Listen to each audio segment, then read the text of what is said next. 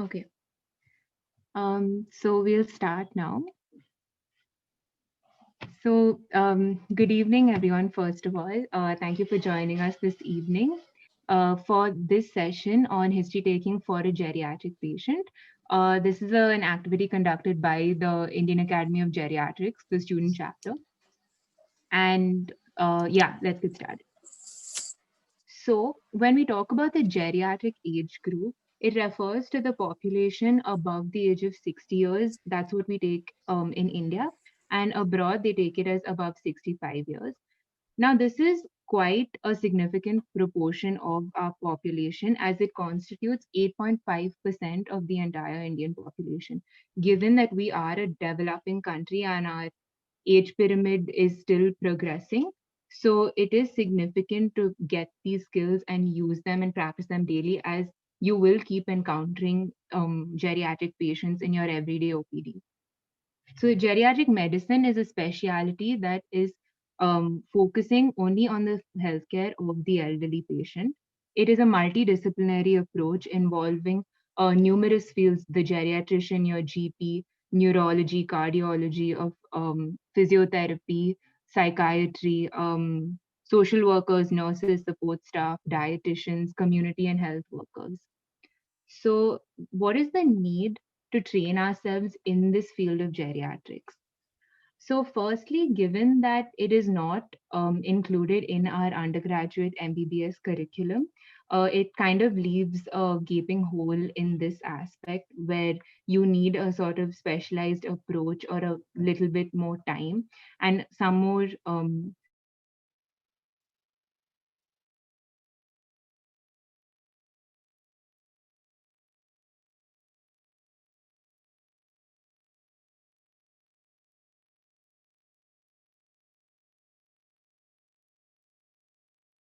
Is less. Now, however, but this is essential for the community at large. So it is essential that we train ourselves in these skills in order to provide a good healthcare service to the community, and for us to ensure this continuum of care throughout all ages. So now let's look at the attitude that we need to adopt once a geriatric patient comes to us.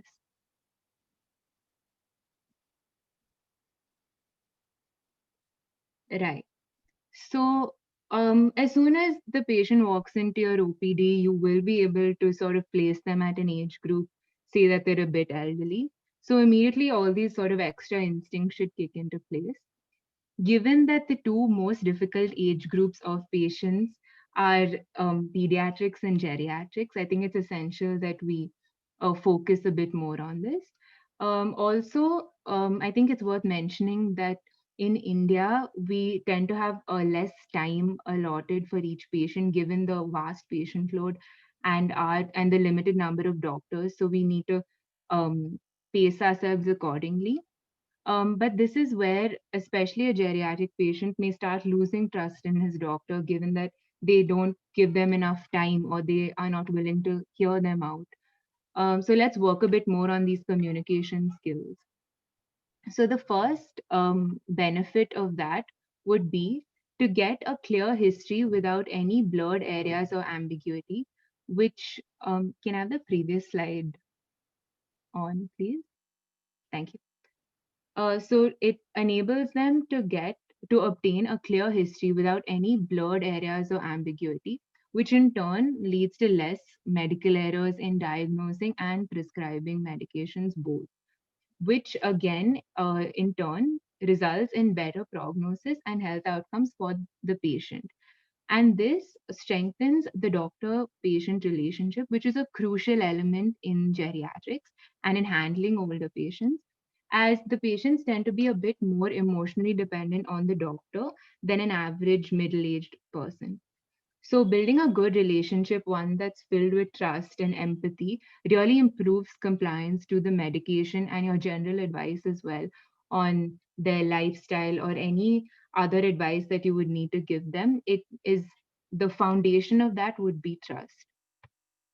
Also, making the most of the limited time that you have with each patient, given our Indian scenario and the context. this would be a key feature to get the art of eliciting a good history from the patient.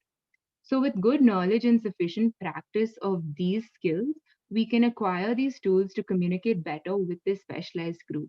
And it's important to remember that this is a teachable skill. So, the more we practice it in our day to day lives and in our day to day OPDs, I know that right now we don't have clinics, but as soon as we get back, we can just put these into play and sort of make it a habit and a routine so we can communicate better with the patient. So now let's go on to some pointers that we can have when the patient comes to us with their problems.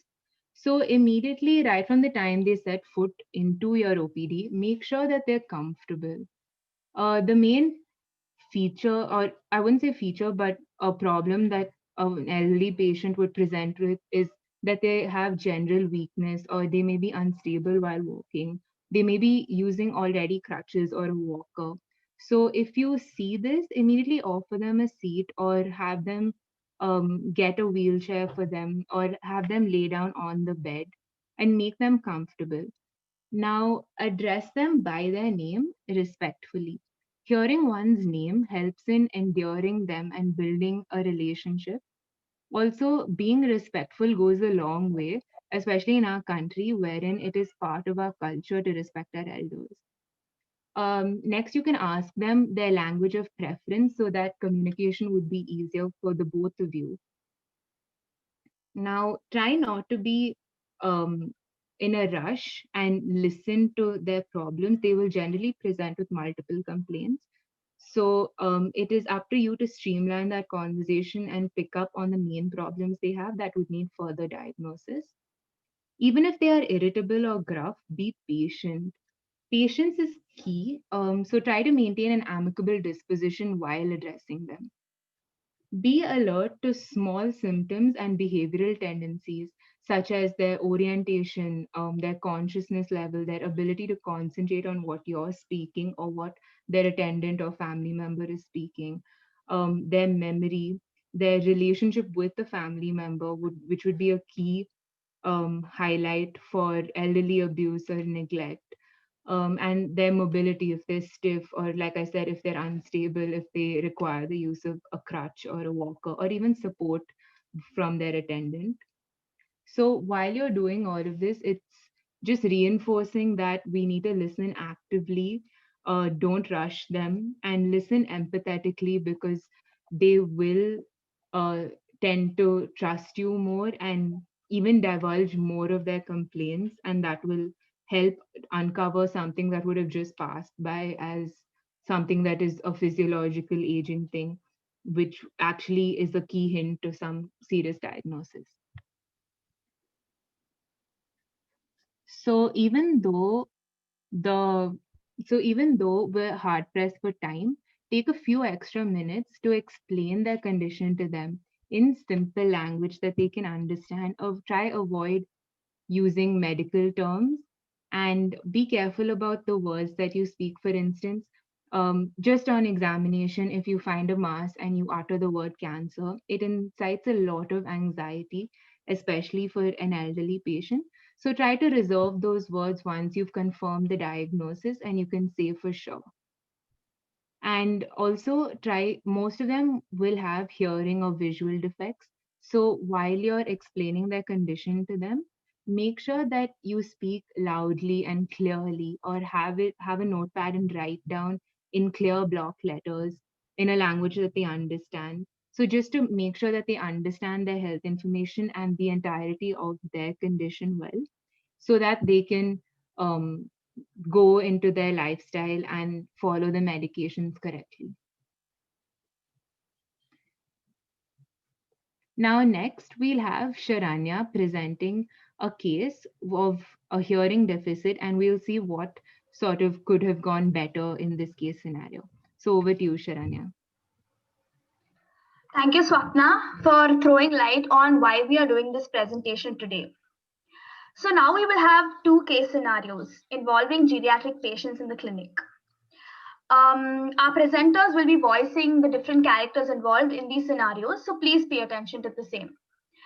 Now, the first scenario involves age-related hearing loss, which is a normal physiological process of aging, but can be very distressing to the patient and very disabling.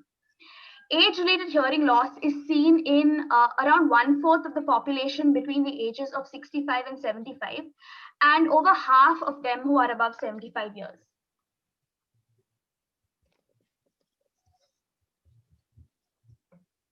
Next slide, please. Okay, so here we have Mr. Ramesh Kumar, who is a 78-year-old gentleman who reports to the general OPD of a government hospital. He has a hearing aid in his left ear, but its view is somewhat obscured by the turban that he is wearing. He is not accompanied by any family member because both his sons cannot afford to lose their daily wages. Then he reaches the registration desk, gets an OPD ticket, and is asked to wait in the waiting room until his name is called out. He goes, takes a seat in the waiting room, which is cramped with full of people of all ages. It's a very loud and noisy environment. There are men arguing with each other about whose turn it is next. There are women who are talking about their daily lives and babies crying on top of their voice. Every 5 minutes or so, he can see people entering the doctor's room whenever the nurse comes out and calls them.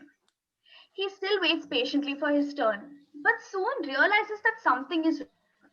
It's been almost 1.5 hours since he was there, and his name has still not been called out. People who came in much later than him finished their consultation and were on their way back. After some time, he goes to the nurse and asks her why his name has still not been called out. On hearing his name, the irritated nurse shouts, Where were you? I called you 20 times and you didn't show up. Do you think I have the time to call each of you on the phone and tell you to come? The poor man says nothing. Now wait another 20 minutes for your turn to come. After a wait of 30 minutes, he finally steps into the clinic, treading slowly using his walking stick. Cautiously, he sits down on the stool in front of the doctor. The doctor hastily looks through his previous medical documents and then he says, So tell me what seems to be the problem. the doctor doesn't seem to have any intention to face the patient and engage in a fruitful conversation. Doctor Saheb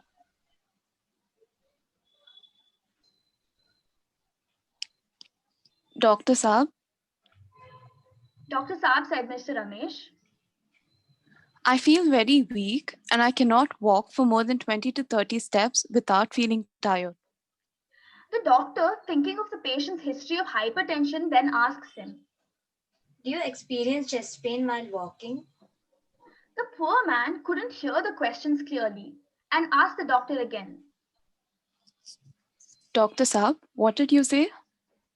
The irritated doctor loudly replies, I don't have the time to repeat myself again and again. Do you have chest pain or not? The old man could barely hear the do you have chest pain or not and guesses chest pain as leg pain, replies to the doctor. Yes, Dr. Saab, I have leg pain. The doctor then replies, Then why didn't you tell me that in the first place? and then he quickly scribbles diagnosis, query osteoarthritis, investigations X-ray AP and lateral view, bilateral knee and hip, treatment tablet acyclophenac CR 200 mg once daily, and also adds tablet Otrin once daily, tablet Shelcal once daily to take care of the common deficiencies in this age group. But he completely ignores another common geriatric entity, presbycusis. He then hurriedly says, I've prescribed a tablet to reduce your leg pain. You'll have these to take these iron tablets before food, calcium tablets after food, and don't fold your knees while sitting. Get an x-ray done before your next appointment and show me. and then he yells, next patient. Next patient. When the poor old man was still trying to figure out what was said to him, the nurse calls out the next patient, who enters the room and is hovering over Mr. Ramesh's head, waiting to displace him from the stool. The old man then tries to clarify from the doctor. Sav, when do I have to take these tablets? To which he receives a reply. Ask the nurse, she will tell you. So Mr. Ramesh slowly gets up and approaches the nurse for clarification. The nurse sees the prescription and hurriedly says, First, go get the x-ray done and come back. I'll tell you this later. after the end of this 2-hour ordeal, all that the patient has understood is take the tablets in the morning on an empty stomach, fold your knees, and take an x ray. As he walks towards the x ray department, tired and panting, with a funny feeling in his chest, he still believes that when he returns to the same OPD next week with this x ray of his knees, his well trained doctor will relieve him of his agonies. Okay, so after listening to this case scenario, what do you think were the faults that you picked up in the way that the doctor and the nurse deal with Mr. Ramesh? Now, it is clear that both of them lacked certain awareness and soft skills when it comes to the geriatric population that we can learn from. When you are speaking to a patient, in case you realize that they are experiencing any difficulty in hearing you, check for simple problems like excessive earwax or whether their hearing aid is working or not. Next, so the problem may be as simple as this, and you can direct them to seek the appropriate help. Next, talk slowly and clearly.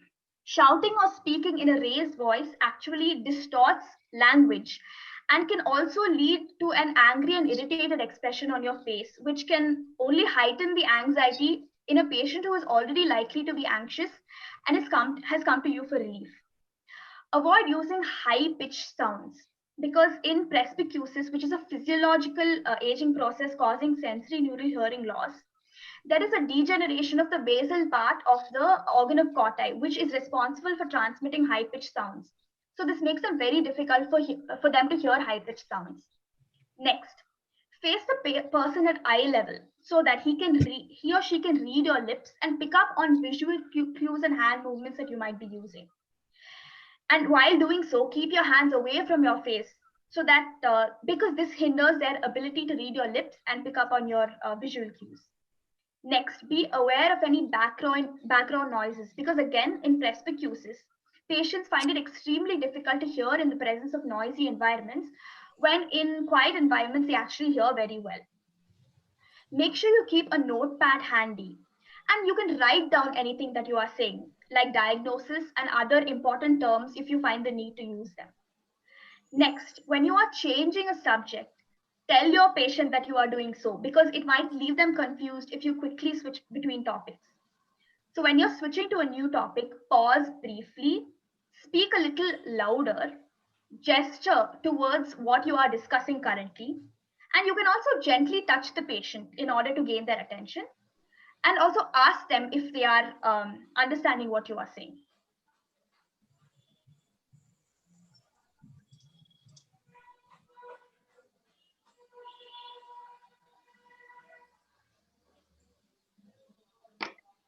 Guys, it says that some of you are having a problem seeing me. I just stopped and share it again.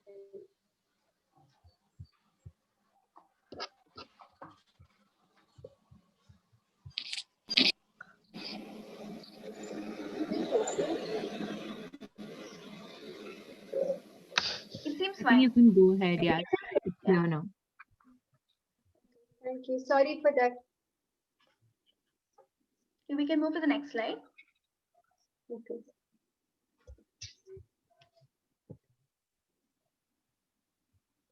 Okay, now we will have Prerna talking about another very common problem in the elderly age group, which is visual defects. Compensating for visual deficits. Visual disorders become more common as people age. Make sure there's adequate lighting, including sufficient light on your face, and try to minimize glare.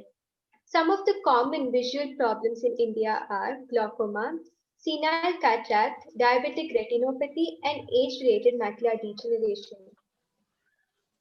Here's a case scenario. Mrs. Ramavati is a 72-year-old lady who is survived by her husband, Mr. Om Prakash, a 75-year-old retired school teacher, and the frail couple reside in a third-tier city of India. Their sons are now NRIs who visit their parents once in a couple of years. She was diagnosed with age-related macular degeneration, and over the years, her vision had fallen to such a level where she could barely see the face of her husband standing next to her because of the large scotoma and a somewhat hazy peripheral vision. Age-related macular degeneration is a bilateral degenerative disorder affecting the macular region. It causes a distorted vision with a central scotoma. A scotoma is an interruption or break in the visual field. Other than medication and interventions to slow down the progress, there's no treatment that can correct the vision.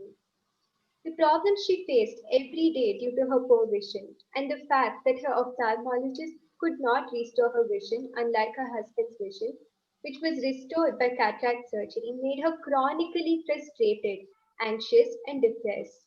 She is also a known hypertensive and is on a regular follow up for the same at a nearby hospital. The couple visited the hospital's Department of Internal Medicine yesterday for their routine evaluation. The journey to the second floor of the disabled, unfriendly building was an ordeal for them. Usually, they would be seen within 10 to 15 minutes by the extremely considerate and polite senior consultant who was well known in the city for her clinical acumen and soft skills. Unfortunately, she was on leave, and a newly appointed doctor was attending to the OPD, and she seemed to be in a hurry for no apparent reason. Instead of the usual preference given to Mrs. Ramavati, she was handed over a token and asked to wait for her turn. The poor lady could neither read what was written on the token nor could she see what number was being flashed on the display. When their turn arrived, she had a tough time trying to navigate through the mesh of chairs and make her way through the rush of patients lined up outside the room.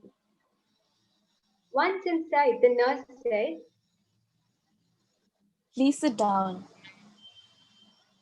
without any offer for assistance, leaving the location of chair for her to imagine. ARMD cannot be seen in the eyes of patients with other disabling eye diseases like mature cataracts, corneal opacities, or phthisis bulbi. So most people, including doctors, would never suspect that the person standing before them is visually challenged unless they're sensitized enough about the special needs of the aging population. Unsurprisingly, the doctor started her robotic approach towards his patient, flipping through the previous medical papers, asking the routine questions Are you taking the prescribed medicines regularly? Any problem with it? and writing investigations even before waiting for the patient's reply. This was followed by Place your hands on the table. We need to measure your BP. the poor lady could barely see where the table was to figure out where to place her arms, when suddenly the nurse standing there pulled her arm and placed it on the table. Maji, do it faster. She could feel the BP cuff getting tight and then loose around the arm, and the result was quickly pronounced. Your BP is high. You're seeing the reading, right? Only you can control it. Go for a walk in the morning. Do a bit of exercise every day. I'm changing your medicine. Take this one once daily and this one once in the night. The The doctor doctor, shows. the doctor shows her, pointing on the prescription which she has scribbled in a jiffy. Come see me for another consultation next month. Next. In no mood to explain her problems any further, the old lady was now in a greater hurry to leave the clinic than the doctor himself, partly because she was again made to feel how disabled and dependent she had become, and mainly because she was really doubtful if this doctor's advice could be of any use to her, if she couldn't even comprehend the problems she was facing. It was difficult in her life to stand still at a place or even get up from bed without help. Walking and exercising was beyond her imagination. On their way out, the couple sought help of some gentlemen around about what all tests she had been prescribed. As she saw these people failing to comprehend that illegible prescription, she was just wondering what use was that piece of paper to a visually challenged person like her if people with intact vision itself could not make head or tail out of it. So with regards to the above scenario we just saw, let us see what could have been done better. So coming to the administration, they could have made the place more geriatric friendly by having lifts or a wheelchair facility. There must be more lighting. The patient says she couldn't even see the number that was being flashed. And she also couldn't read what was printed on her slip, so there has to be bigger font size. And the health service she received was inadequate. So let's see what the doctor could have done to make her feel more comfortable. First is you must allow extra time for older patients. Elderly patients sense doctors who are in a rush and shut down immediately. This makes communication harder. You must be face to face and maintain eye contact. The doctor in the above scenario was more focused on writing prescription. Eye contact creates a more positive, comfortable environment for the patient to open up with the necessary information. Listen, this prevents missing important information. Listening also makes the patient feel heard and understood. The patient is more likely to be compliant with the treatment course when she feels understood. Simplify instructions and write it down clearly and bigger. There's some more pointers regarding compensating for persons with people with visual deficits. Let us take a look. So first is check that your patient has brought and is wearing eyeglasses if needed. Make sure that the handwritten instructions are clear. If your patient has trouble reading, consider alternatives such as recording instructions, providing large pictures or diagrams, or using aids such as specially configured pillboxes. When using printed materials, make sure the type is large enough and the typeface is easy to read. Now, Moksha will be talking about sensitive topics. So now we'll be discussing about talking with older patients about sensitive topics. So caring for older patients requires discussing sensitive topics. And many of the older people are hesitant. They have a don't ask, don't tell relationship with healthcare providers about certain problems such as driving, urinary incontinence, or sexuality. And another challenge we face is to recognize hidden health issues such as memory loss or depression. You may feel awkward and tempted to avoid addressing some of these concerns because you don't know how to help these patients solve the problems. I'm sure most of us have faced similar issues while we were taking history. We tend to avoid certain aspects of the history because we don't really know how to approach certain topics. So, in that case, you could try and take a universal, non threatening approach. You could start by saying, "You're not alone. Many people experience," or "Some people taking this medication have trouble with." You could also try, "I have to ask you a lot of questions, and some may seem silly, so please don't be offended." Another approach you can use is to tell anecdotes or scenarios the patient can relate to. So you could say you know somebody who is facing the similar problems or in similar circumstances as the patient. So it's a way to ease your patient into the discussion. The patient becomes comfortable and can confide in you. And you must also reassure the patient regarding confidentiality and tell them that you won't be disclosing personal information to anyone. Next slide.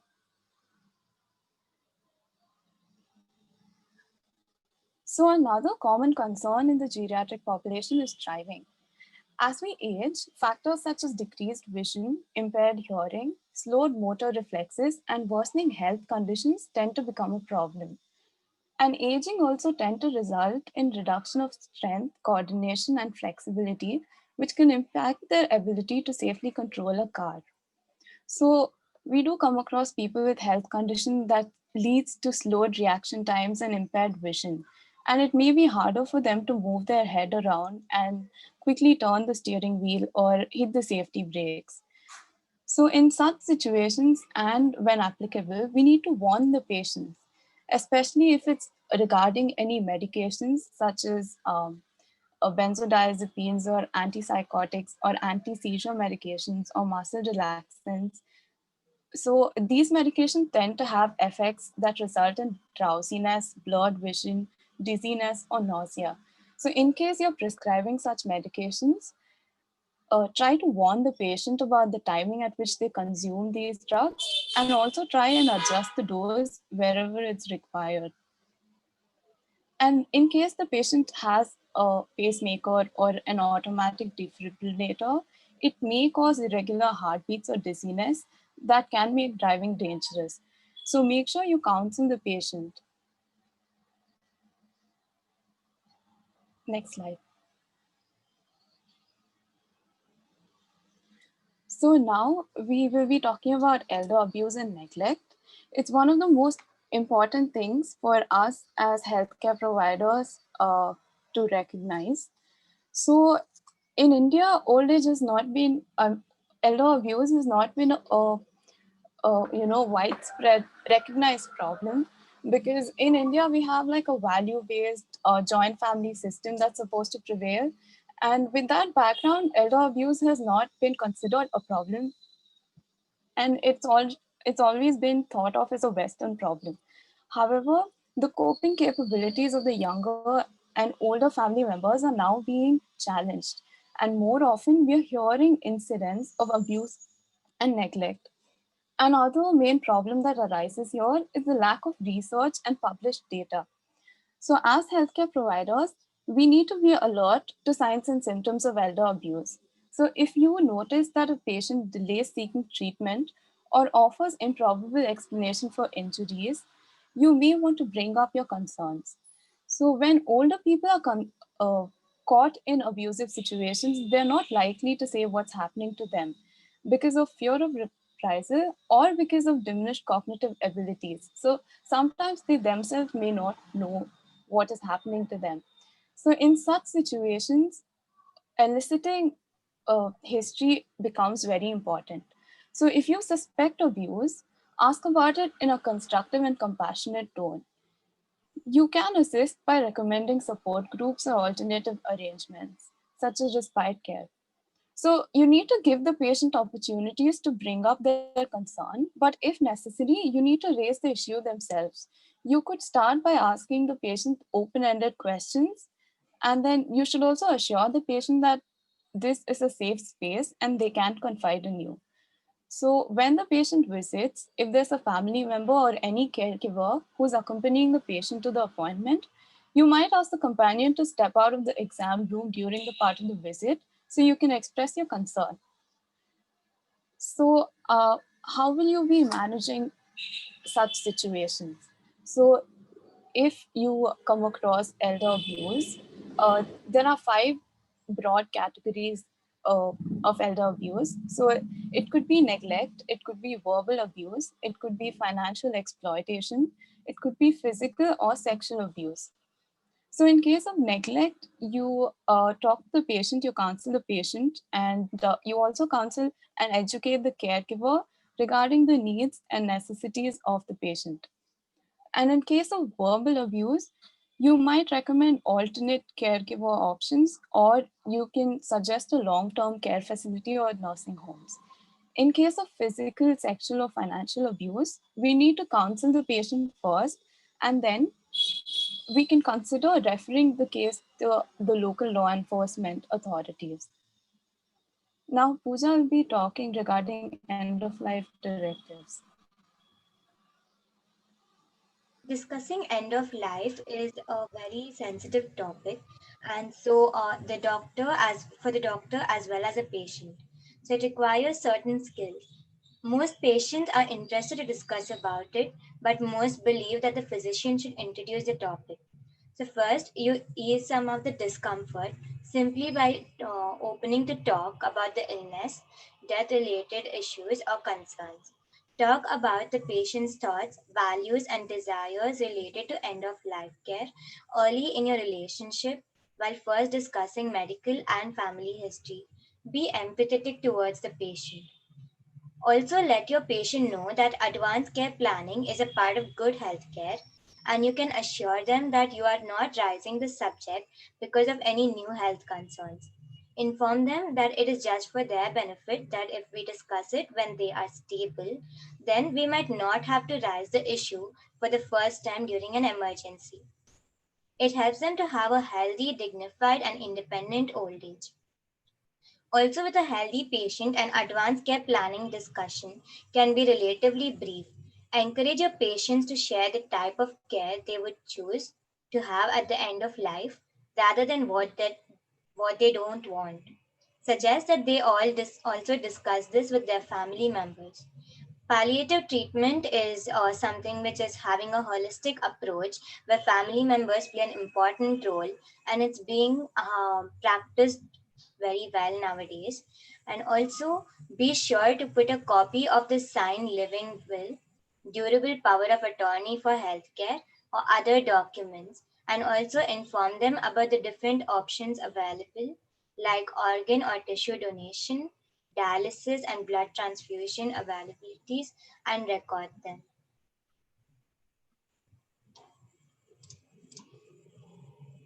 So,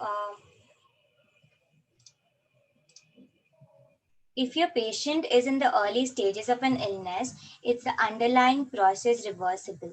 So, it's also a good time to discuss how the illness is likely to progress. That's the prognosis of the disease. Be direct and truthful, and be caring towards the patient. Also, if the patient is in the early stages of a cognitive problem, use simple language so that he can remember what you're telling. Also, it is especially important to discuss advanced directives like regarding the preferred medical care and remaining life goals. Most of them would like to maximize their time with the family and minimize hospital stay and complicated procedures at the end of their life. Also, some clinicians find it helpful to ask themselves, would I be surprised if Mr. Kumar were to die this year? If the answer is no, then make sense to address end of life concerns with the patient and family.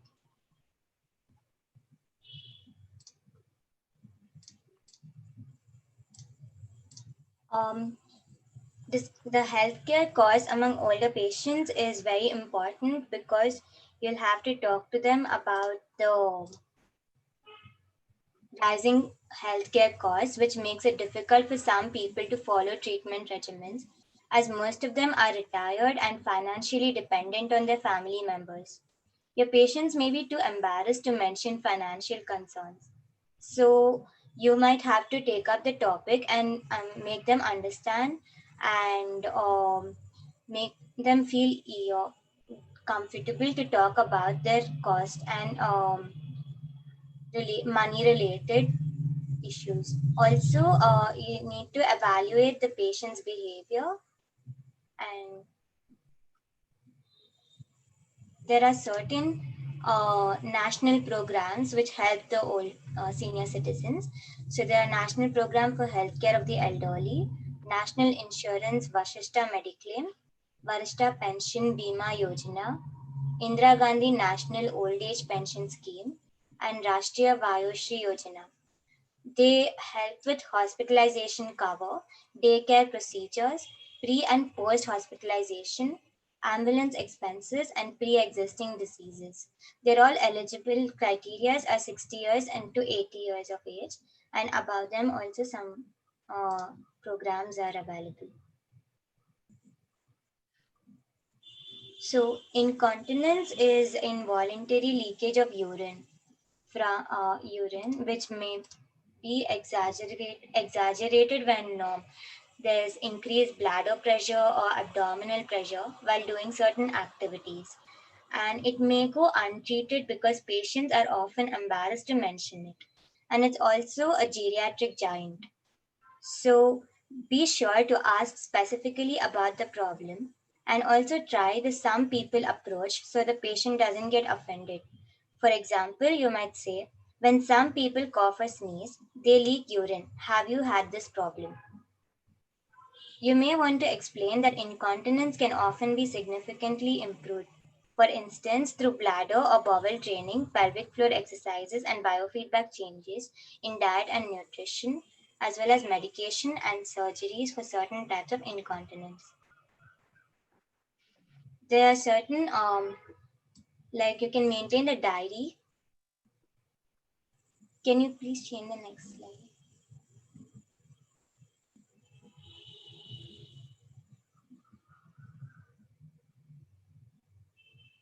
No, the previous slide.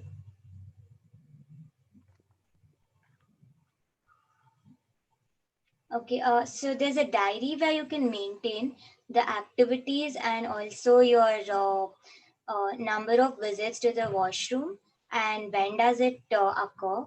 And this also helps them to maintain their intervals of bowel and bladder and gives them a psychological boost. Also, there are adult diapers which are available, and you can ask them to use it if in case they have to go in the public and it's been embarrassing to them.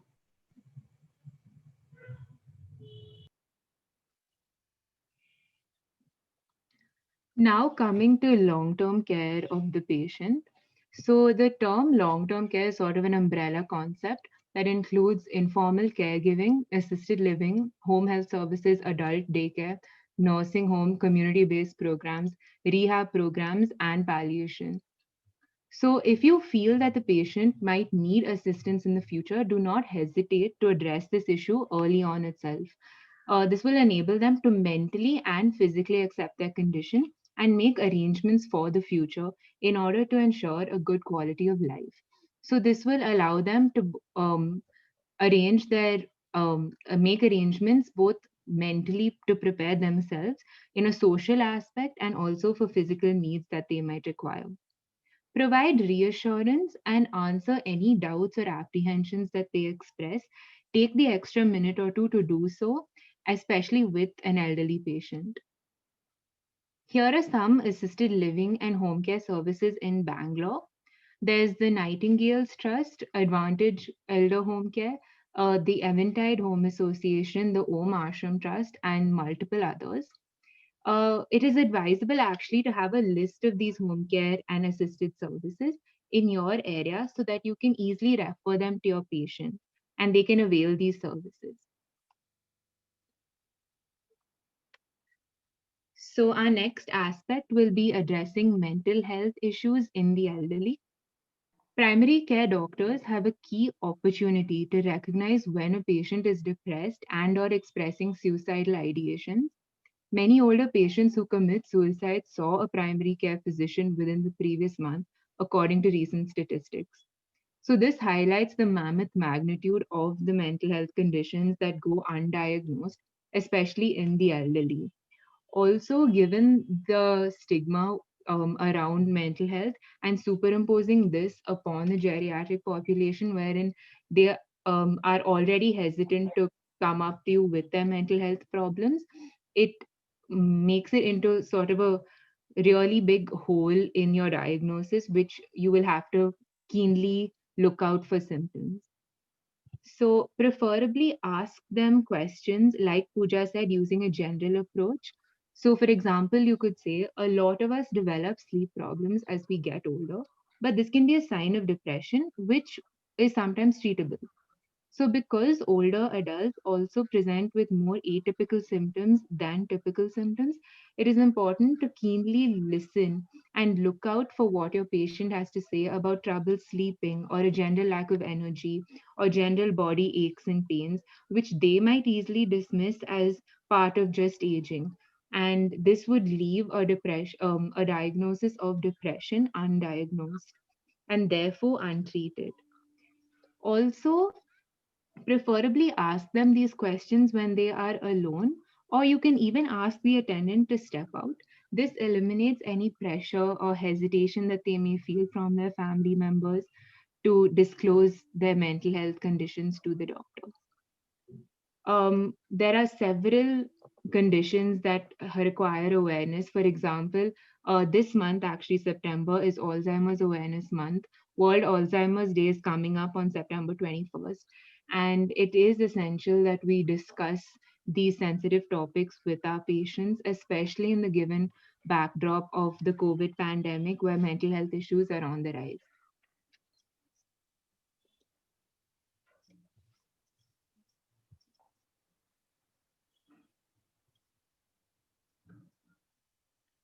Okay, so now let's discuss sexuality and sexual health in the older patient. We need to have an understanding and accepting attitude, and this can help promote a more comfortable discussion of sexuality in this age group. We need to be sensitive to verbal and other cues that we pick up from the patient earlier and follow up on these cues. Don't just assume that an older patient is heterosexual, no longer sexually active, or does not even care about sex. It is effective to share anonymous anecdotes about other persons in similar situations or to raise the issue in the context of physical findings. For example, you can say something like, some people taking this medication have this problem. Have you experienced anything like that? In order to start talking about this aspect as well.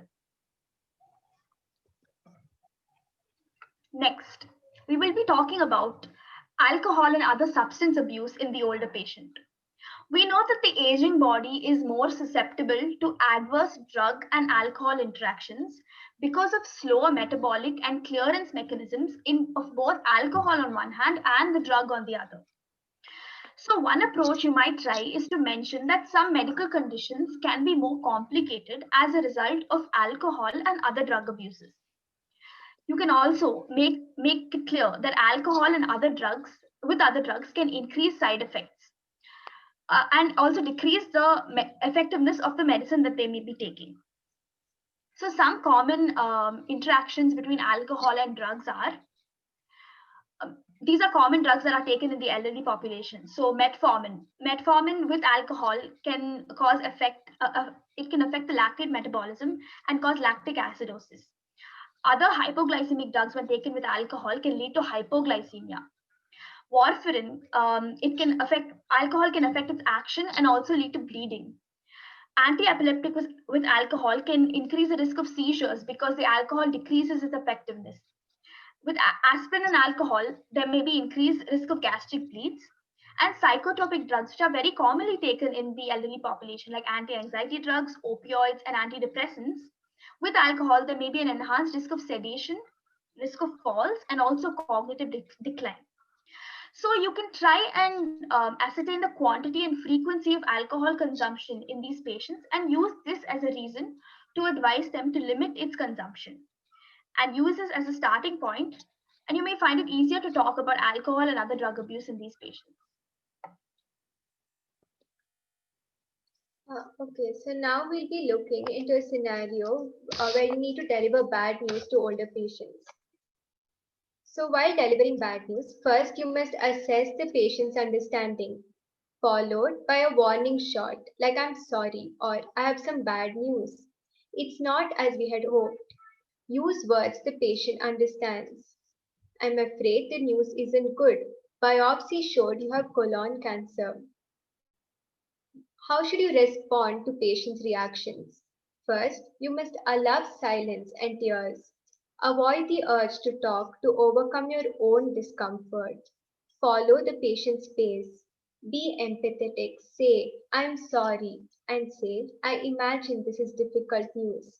Inquire about the patient's emotional and spiritual needs and the support system they have in place. Ask, is there anyone you'd like me to call? Or, I'll help you tell your children. When it comes to dealing with prognosis, you must encourage questions. Beware that the patient may not retain information after hearing the bad news. So write it down for them. Use pictures, use diagrams to explain it to them. Assure the patient that you will be available. Ask them, how specific would you like me to be? And discuss a thorough follow-up plan. Any bad news has a cognitive reaction that follows 5 stages, and this is described by the Kubler-Ross grief cycle. So the first stage is denial. Denial is usually expressed as avoidance. It could also be in elation or shock or confusion. The second stage is anger, which can be expressed as frustration, irritation, or anxiety. The first two stages need to be managed by giving information and communication. This is where the doctor's role is highlighted. Give them all the information about the disease and the prognosis and communicate with them. Ask them what their fears are. The third stage is depression. They feel overwhelmed, helpless, and they might be hostile. They need to be surrounded by family and friends as an emotional support. The fourth stage is bargaining. They start struggling to find meaning, they reach out to others, and they start telling their own stories. Guidance and direction in the form of counseling help both bargaining and acceptance. Acceptance is when they move on and they start exploring options and come with a new plan.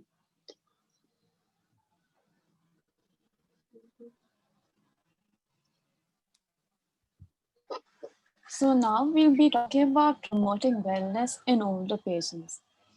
So in a broad sense, we can do it in two ways. One is encouraging exercise and physical activity, and the other one is covering the nutritional aspect. So there are several ways to encourage older patients to exercise. Whenever appropriate, let them know that regular physical activity is essential for healthy aging, and help patients set realistic goals and develop an exercise plan. Write an exercise prescription and make it mandatory to follow, and refer patients to community resources such as walking clubs or senior center fitness classes.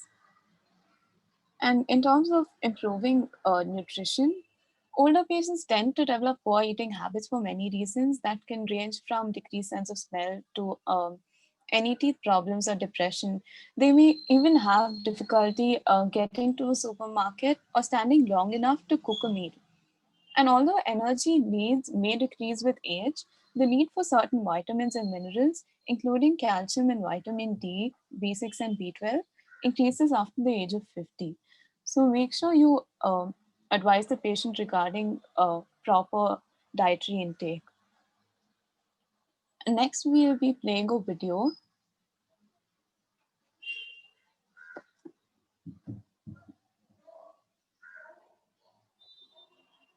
Hi, Patty. My name is Greg. I'm with the medicine team. So today what I'm going to do is I'm going to ask you a series of questions that are going to assess your overall health. So for each of these, I want you to answer with how you feel on most days and not just today. Okay? Okay. So first off, do you feel fatigued or tired? Yes. Yes. Okay. Without aids or assistance, are you able to walk up one flight of stairs?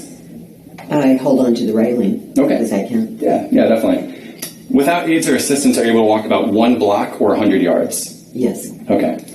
Can you tell me what chronic illnesses you have? I have rheumatoid arthritis. Okay. And I have Raynaud's disease. Okay. Anything else? No. Okay. And how much do you weigh right now? 159. Okay. In the last 6 months, how much weight have you lost? None. Okay. And so now for this next questionnaire, I'm going to ask you a series of questions about your daily activities. Your answer choices are going to be none, some, a lot, or unable. How much difficulty do you have lifting or carrying 10 pounds, which is about 2 gallons of milk or a large jug of detergent? Some. Some, okay. And how much difficulty do you have walking across a room? None. Okay. How much difficulty do you have transferring from a chair or getting up out of a chair? Some. Some, okay. How much difficulty do you have climbing a flight of stairs? Some. Okay. And how many times have you fallen in the last year? 3 times, but it was because my dog pulled me down. Okay. Okay, Patty, so I'm going to ask you some questions about your memory. Some of them are easier and some of them are harder, but just do your best. For the first question, I'm going to tell you the names of 5 objects, and I'll ask you to remember those objects. Repeat them back to me first, and then later on, I'll ask you to repeat them back to me again. Okay. Apple. Apple. Pen. Pen. Tie. Tie. House. House. Car. Car. Wonderful. So for the second question, this is a clock face. Could you put down the hour markers for me and draw a clock that reads 10 minutes to 11 o'clock? Oops.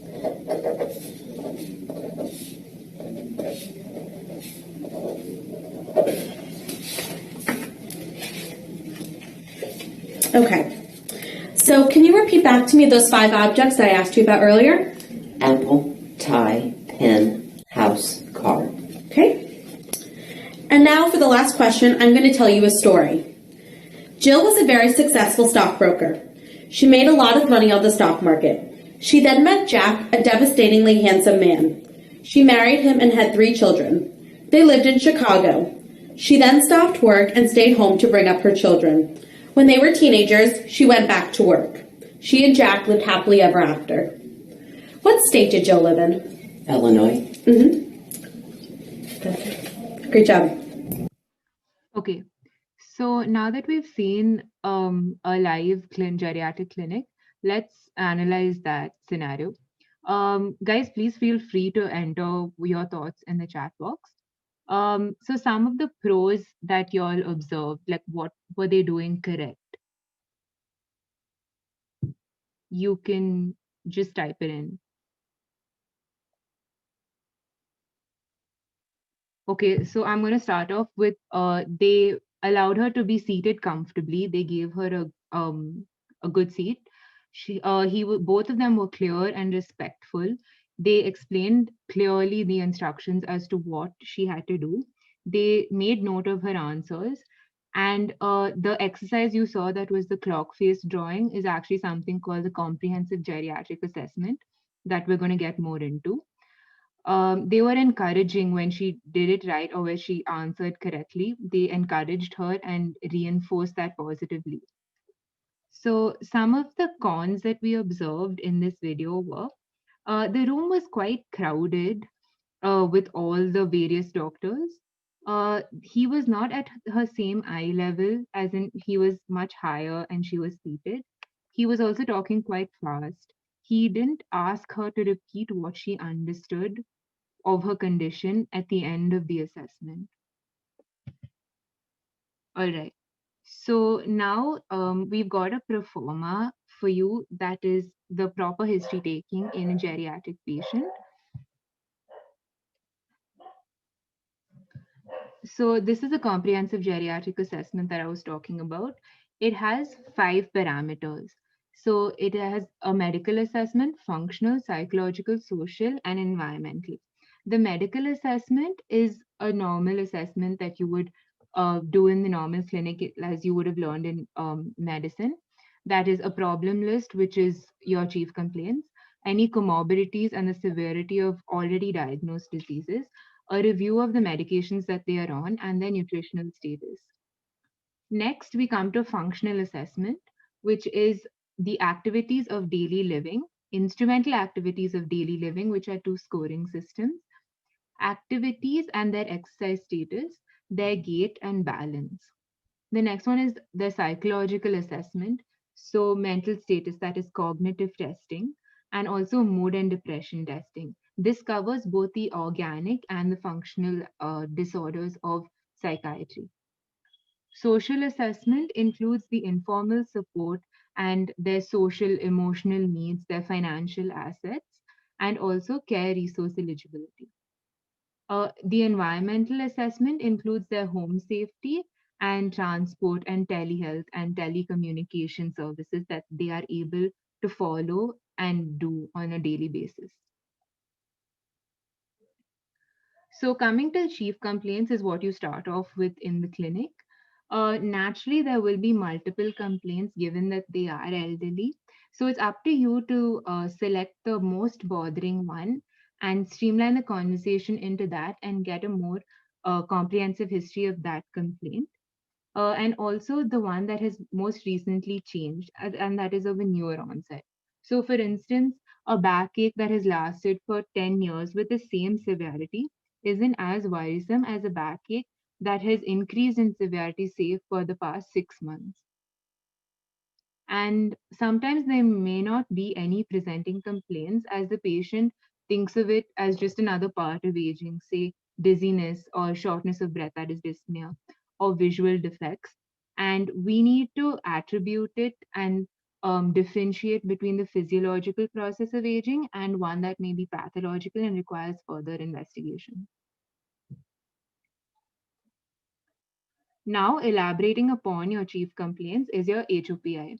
So it is important in this to have both the patients and the caregivers' perspectives, as sometimes, more often than not, these patients suffer from short or long-term memory loss, dementia, Alzheimer's complex. So they may not be able to tell you all of their symptoms. So it's important to get the caregiver's aspect as well. And then you can continue as you would in a normal CVS and RS case, just highlighting these important points. So the onset, whether it was acute, as is seen in acute inflammations, hemorrhage, or embolism like a stroke, or gradual in degenerative conditions like osteoporosis, or an accidental finding like a breast lump that was discovered maybe while she was in the shower. Then the course of the presenting complaint, which is it regressive? That is, does the inflammation come and then subside on its own? Or is it progressive, like degenerations and malignancies that happen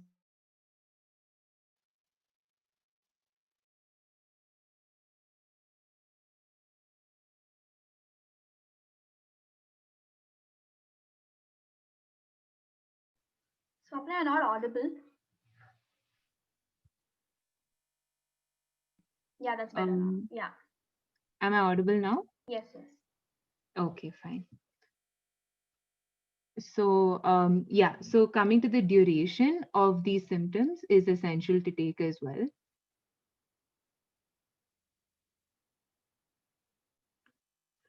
Now, one important point that we'd like to highlight is the four geriatric giants. So, this consists of immobility, that is at the joint level, instability, which will increase their risk of falls or fragility fractures and pathological fractures, incontinence, which may be bowel or bladder incontinence, and impaired cognition, that is both organic and functional. So, you'll have to sort of go in depth about these four aspects. Then coming to syncopal attacks, just check if they have vasovagal attacks or if it's more of an orthostatic hypertension or if it can be attributed to arrhythmias, if they're able to feel their heartbeat abnormally. And aortic stenosis also on the rise in the elderly due to calcification, long QT syndromes, which may be a sequel of the drugs they're on or may even exacerbate some conditions if additional drugs are given, which will cross react with this. Okay, so now that we've got our HOPI down, we move on to past history. And it's just like a normal past history highlighting the increased incidence of an MI, a cardiovascular event, that is a stroke, malignancies, and any therapy that they're on, be it radio, chemo.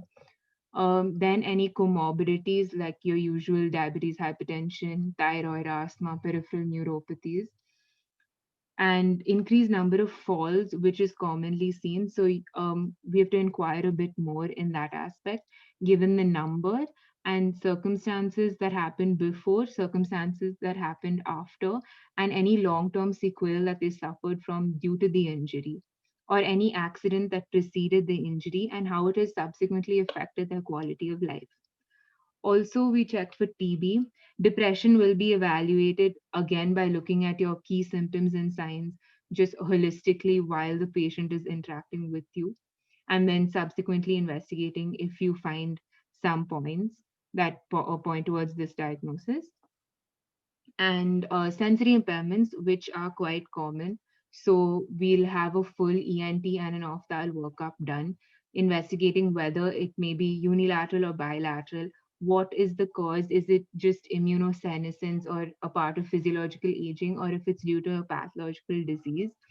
And how to correct it, say giving corrective glasses, bifocals, or hearing aids, and how this has affected their quality of life again, and how with the aids or with the corrective device has it improved and how much has it improved, so we can keep a mark on their prognosis.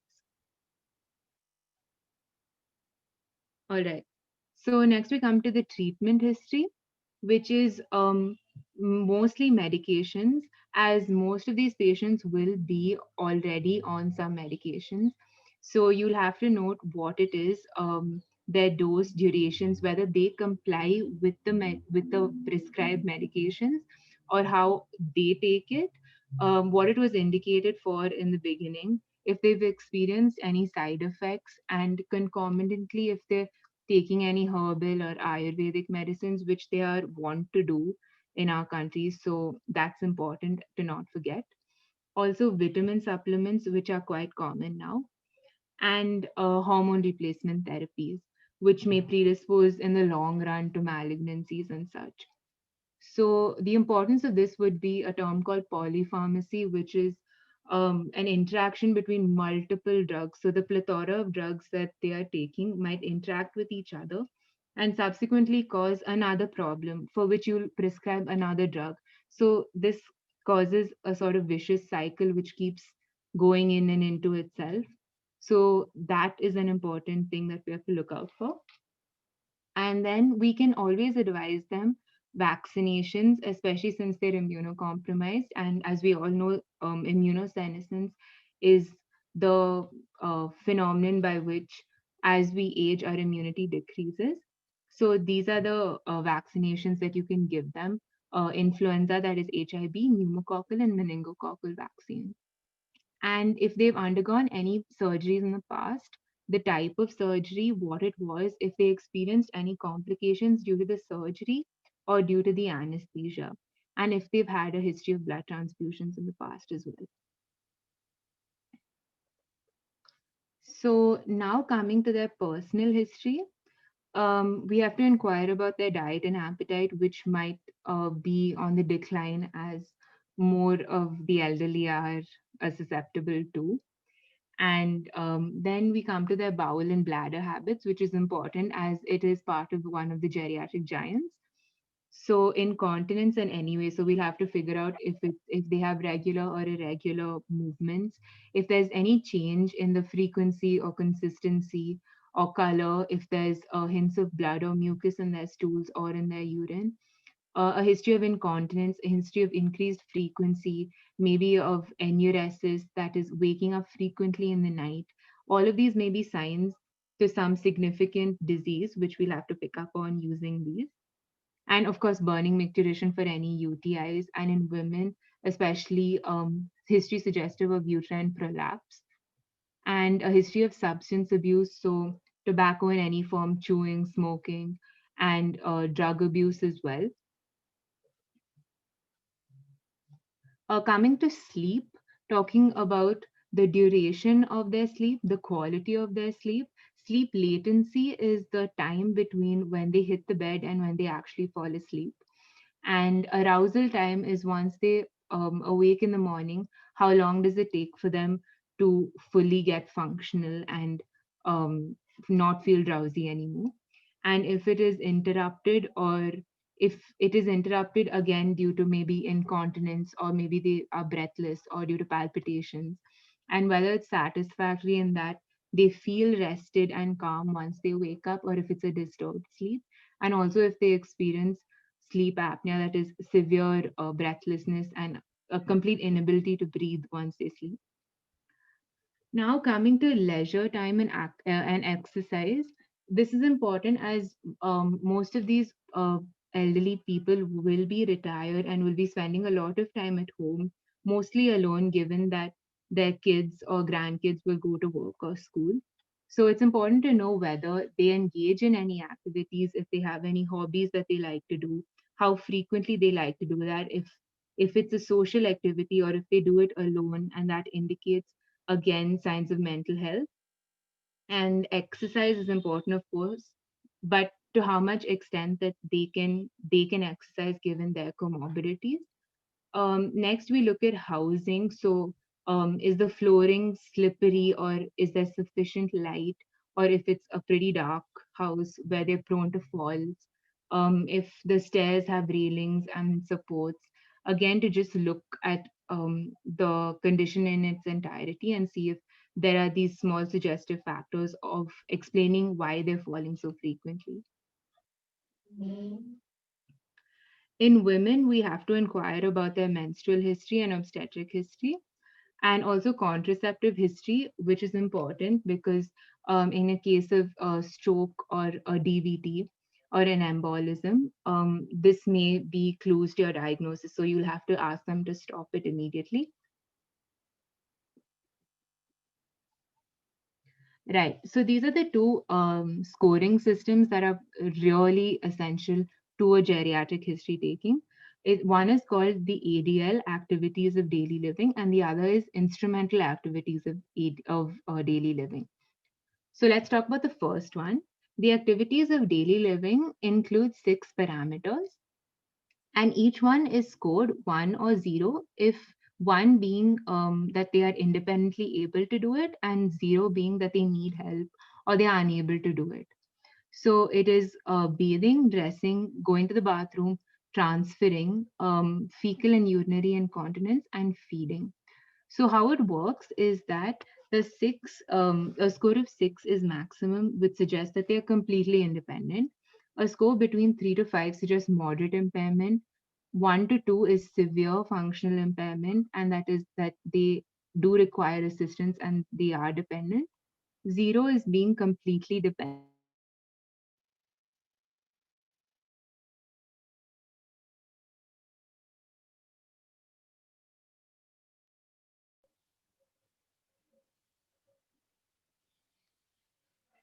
Swapna, you're inaudible again. Okay, that's fine now. Go ahead. Yeah. So how they differ is that in this, we look at the tools of daily living and how they are able to use that. So this includes 8 parameters for men and 5 parameters for women.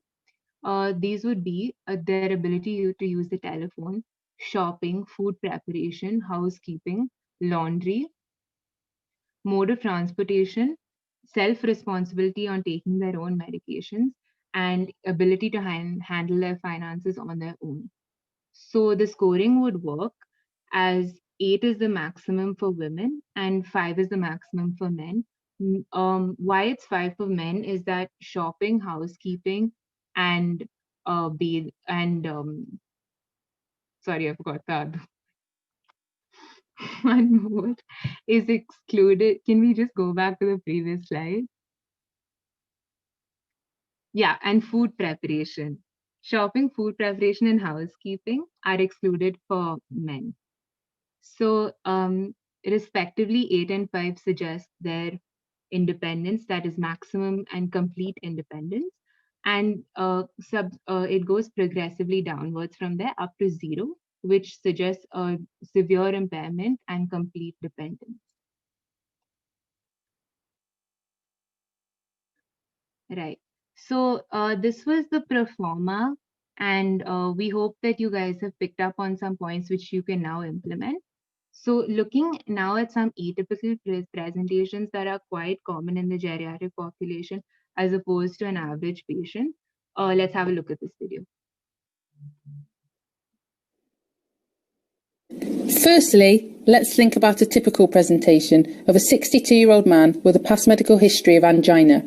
He presents with central chest pain that spreads to his left arm and shoulder. It lasts 1 hour at rest, and he describes the pain as crushing. He rings the GP, who immediately organises an urgent ambulance, and he arrives in A&E within half an hour. The ECG shows an acute anterior myocardial infarction. The diagnosis is easy, and the fascination for the cardiologist is getting him to the catheter lab and for immediate intervention, which can be life-saving. Compare this to an 86-year-old man who has a background of type 2 diabetes and chronic obstructive airways disease. One day he feels unwell, is more short of breath than usual, and has some epigastric discomfort. A neighbour calls in, thinks he looks unwell and not his normal self, and she calls out the GP. She gets put through to an out-of-hours service, and a nurse phones back after an hour. She goes through a symptom list. He does not sound very urgent and gets triaged to a 6-hour visit from an out-of-hours doctor. He was eventually seen, by which time it was fairly late at night. The doctor is not sure what is wrong with him, but thinks he looks unwell and is unhappy to leave him alone at home. He gets admitted to A&E. He is eventually seen and has an ECG, which shows an acute anterior myocardial infarction. By this time, it is longer than 8 hours after his initial presentation. Patient 1, the 62-year-old man, is a typical presentation of a myocardial infarction. Patient 2 is an atypical presentation in a frail elderly person. He has epigastric pain and no chest pain. He presents with being breathless, but also has a background of COPD as well as diabetes. It is a neighbour who is worried about him and who contacts the doctor, and there is a big delay in diagnosis. He does not receive optimal treatment.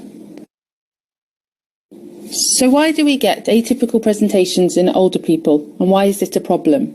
There are 4 reasons. First of all, there are age-related physiological changes, and older people have a blunter response to illness. They do not have the same acute physiological response that young people have.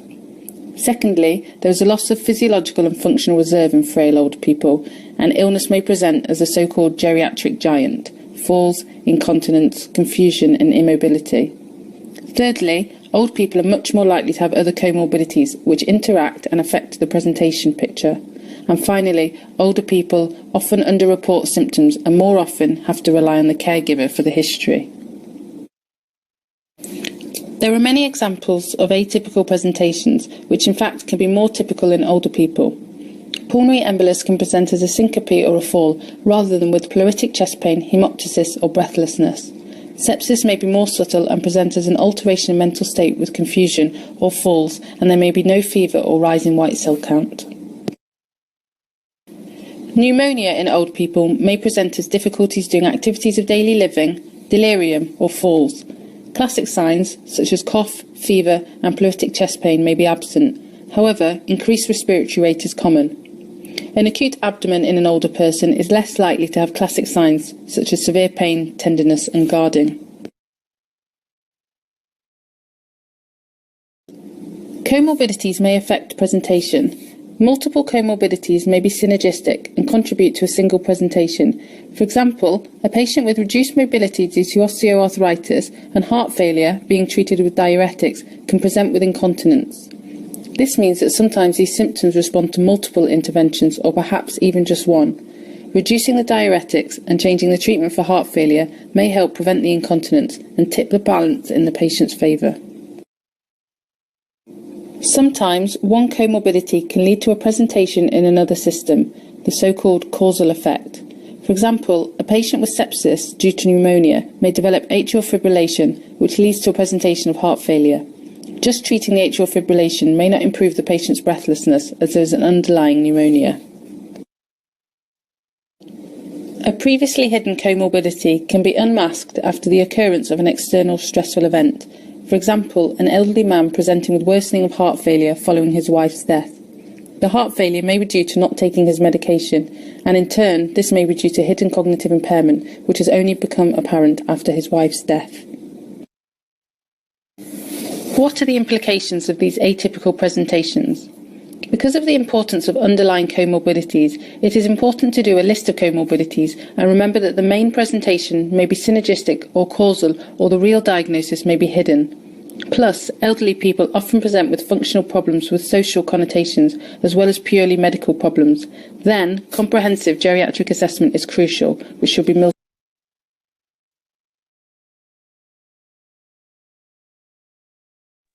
Okay, so as we've seen with the causal and synergistic effects, in addition to the hidden disorders that may be unmasked accidentally, this is a major issue in the geriatric population, which makes it even more essential for us to pay attention to their subtle symptoms and try to diagnose them as early as possible. So, corroborating their medical evidence with their social and psychological realities to ensure the best possible healthcare service to them. With this, we'd be wrapping up the session, guys. Now we're going to have a short discussion segment. So, yeah, I'd highly encourage all of you all to participate, and you can type your answers into the chat box. Yes, and now that we are in the end of the session, we would like to discuss some questions. Please put up your answers on the chat box. And you could also unmute yourself if you want to. The first question is, what should be the attitude of a doctor while talking to an elderly patient?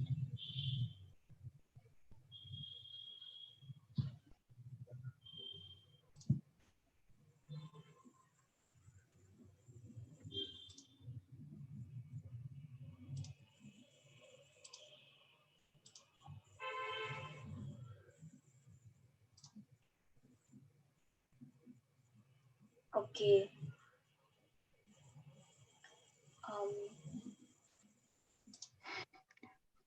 I think we've had a long session. Yeah, I think we can give them the answer.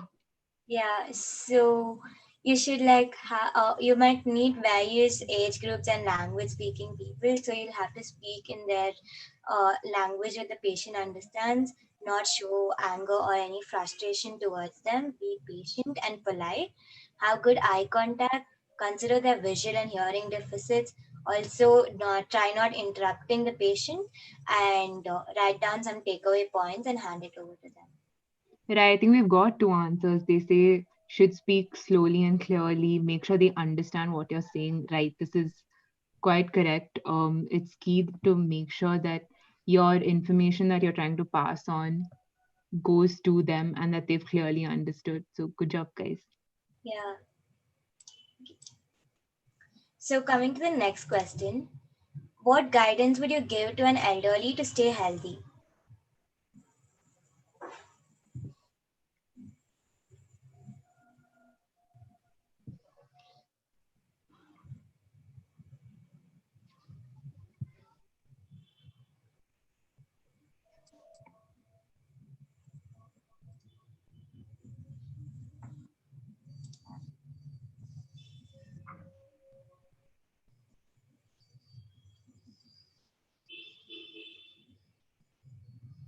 Okay.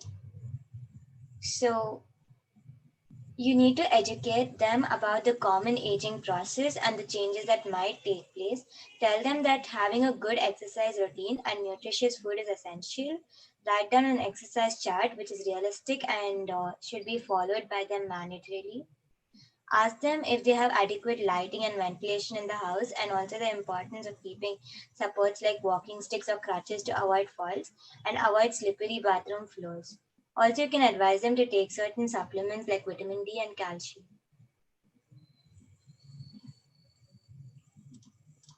Right. We have two answers as well. Okay, I have some answers. Yeah. Shraddha saying a well-balanced diet. Saya Martya says hobbies for leisure time. True. And frequent health checkups, very importantly. And well-balanced diet, you as a doctor should be explaining to your patient exactly what they should be eating according to their current health status and any comorbidities they may be having. So we should keep that in mind as well. Okay.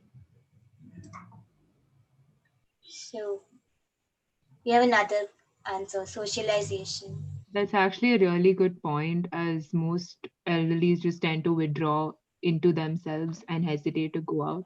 So, yeah, socialization is key, and we can encourage them to, again, use those hobbies to have some social time and social interaction, which would benefit their mental health as well.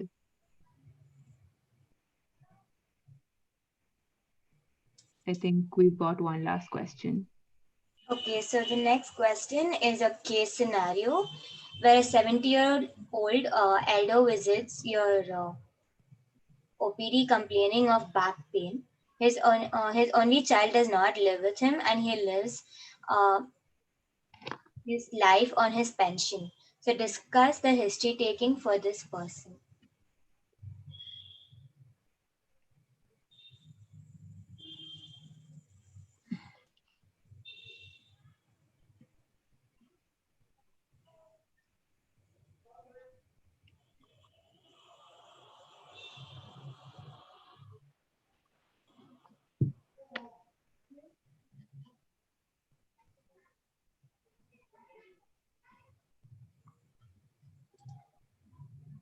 So, guys, in this, we're essentially asking what your approach would be. Some points. He says the onset of the back pain, yes.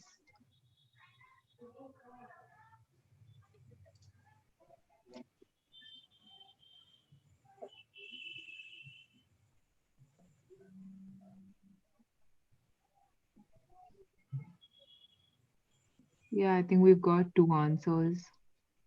Yeah, so basically here you'll be. I think someone is looking to unmute themselves. Yeah. Nilesh, I'll just unmute you.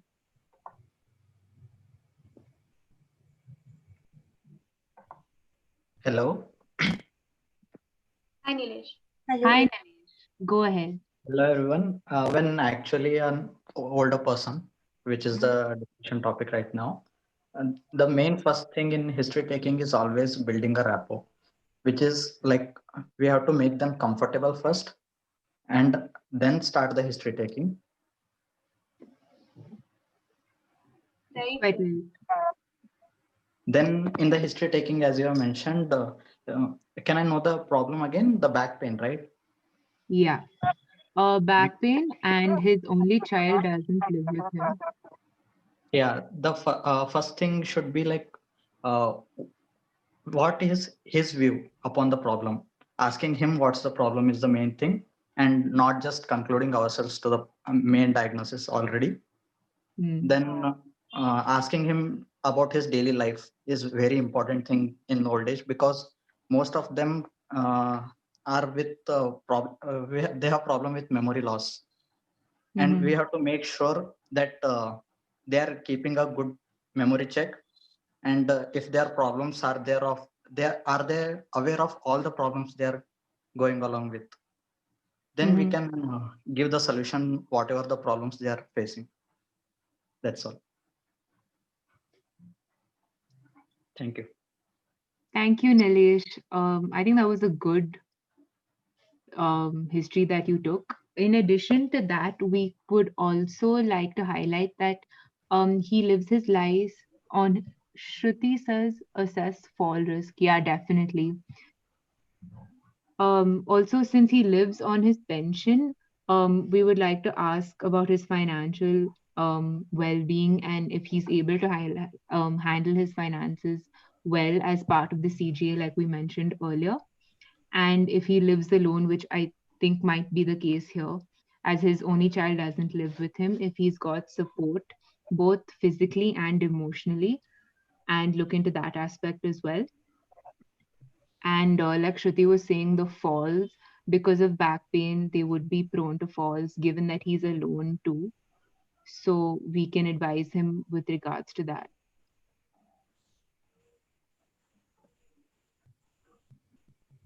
We have Making another answer. Making him aware of the government schemes available. Yeah, that's a good point. Yep. So would anyone else like to add anything to that? Or I think we can wrap it up here. Shall we ask everyone to? Yeah. Yeah. Guys, can we ask all of you to just turn on your videos just for a minute so that we can get a picture? I would suggest you to stop sharing the screen so I can take a screenshot instead of capturing it from phone. Right, right.